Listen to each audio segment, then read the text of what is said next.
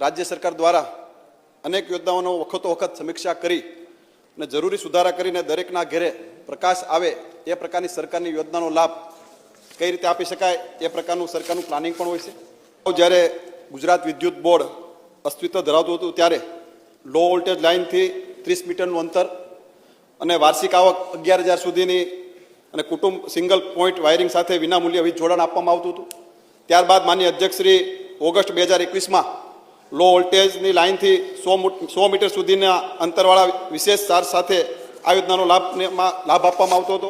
અને જો વધુ ફીડરની પર નક્કી કરેલી ક્ષમતા અને મર્યાદા કરતાં વધારે વીજભાર વધે ને આપણે જેને પણ રોજ જોઈએ તો તેવી આપણી નજીકની 11 કેવી લાઇન 500 સ્ક્વેર મિલીમીટરની હોય, 150 એમ્પિયરની કરંટ કેપેસિટી હોય છે.